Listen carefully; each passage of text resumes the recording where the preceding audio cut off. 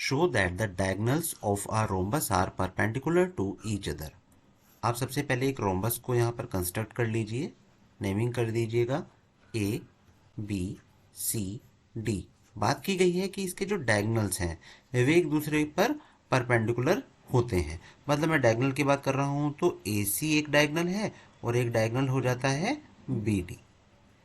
ये आपके क्या होंगे, परपेंडिकुलर। परपेंडिकुलर है मतलब क्या होगा कि ये जो एंगल है, अगर मैं इसको इंटरसेक्टिंग पॉइंट को ओ डिनोट करा दूं तो एंगल सी ओ डी, ए ओ डी, ए ओ बी और बी ओ सी ये आपके कैसे होने चाहिए, 90 डिग्री होने चाहिए। तो सबसे पहले आप यहाँ पर गिवन पार्ट लिख देते हैं। गिवन गिवन में आप लेंगे A B C D is a rhombus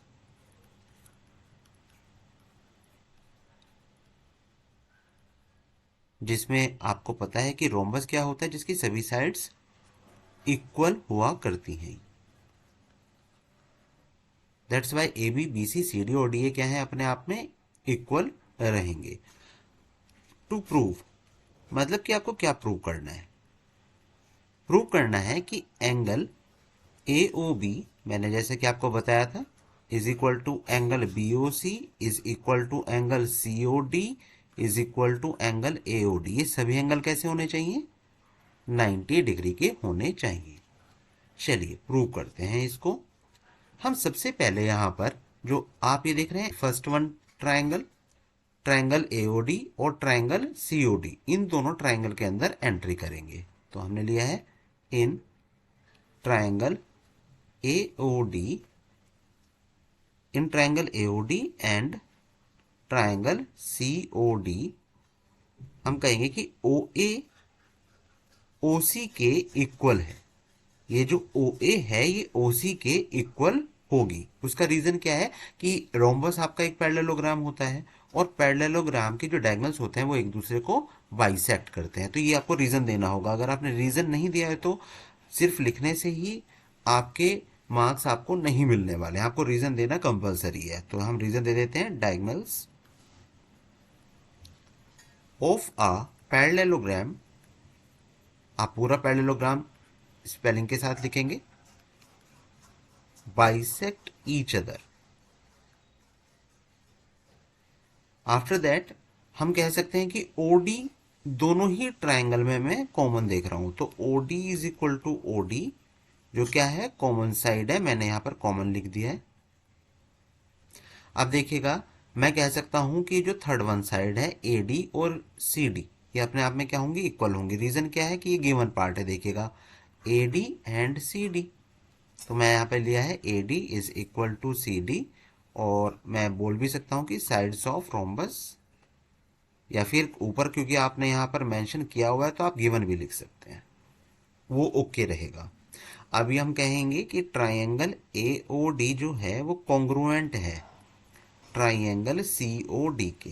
but फिर से रीजन तो देना कंपलसरी है, तो रीजन देंगे by side side side congruence rule.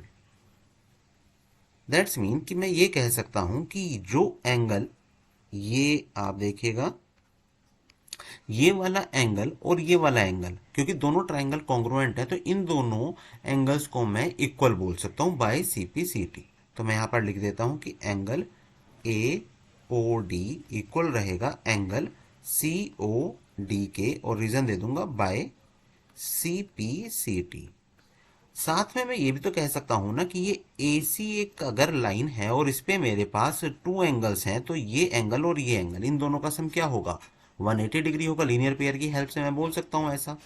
मतलब मैं ऐसा लिख सकता हूँ कि angle A O D plus angle C O D is equal to 180 degree. Reason दे दीजिएगा लीनियर पेयर, ये आपको यहाँ पर रीजन देना होगा। तो एओडी सीओडी के इक्वल है, मैं मार्क करूंगा AOD plus angle AOD is equal to 180 degree. देखिएगा कि मेरे पास एओडी सीओडी के इक्वल है, दैट्स वाई मैंने इस सीओडी को रिप्लेस कराया है एंगल एओडी से। तो ये हो जाता है मेरे पास 2 angle AOD is equal to 180 degree.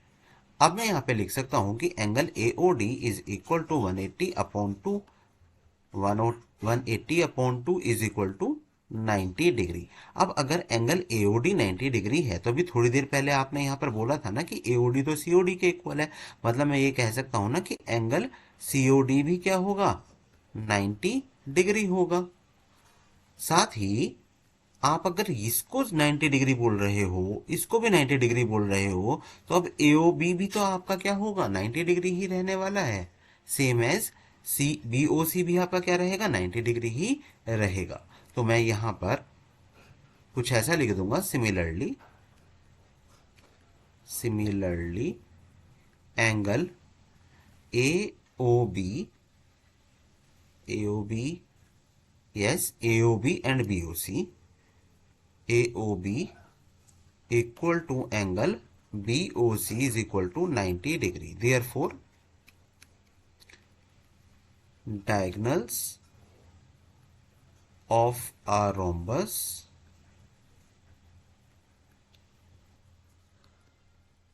perpendicular to each other.